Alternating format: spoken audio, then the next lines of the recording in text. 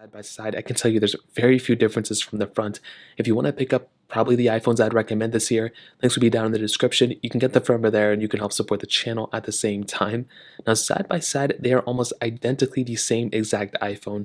There really isn't any way to tell which iPhone is the one more than the other one. Really, the only way you can tell is if you have like certain colors of the iPhone SE3 that didn't get released with the iPhone 8. I think that's the only way you can tell. But also, there's a way on the back that I'll give you in a second. Now on the front of the iPhone 8, we do have a 4.7-inch panel, and it's a very good looking panel. I love something like the iPhone 8. In 2017, this was a good one. Unfortunately, there's a lot of bezel around the panel. And that's the thing that kind of throws people off. The panel itself isn't bad. It's just the bezel around it makes it look extremely dated. And the home button, for better or for worse, is a little bit outdated now. People love Touch ID. I love Touch ID a lot too.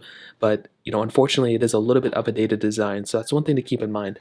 On something like the iPhone SE3, we still have the same exact panel, a 4.7-inch panel as well, and it's a good panel like I mentioned with the iPhone 8, but a lot of bezel, and for this phone to be a brand new 2022 device, it is a little bit of a different device. I think we all would kind of agree with that, so that kind of covers it on the front. In terms of thinness and thickness, they are almost exactly the same thing.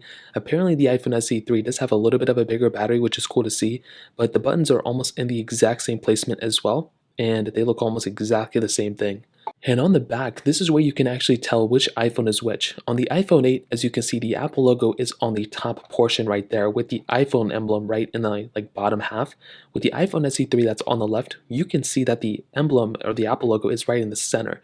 And that's how you can tell if there's an iPhone 8 or if there's an iPhone SE3 or iPhone SE2. The SE2 has the same exact design as this, but if it's an iPhone 8, this is what it looks like. So please try not to get ripped off.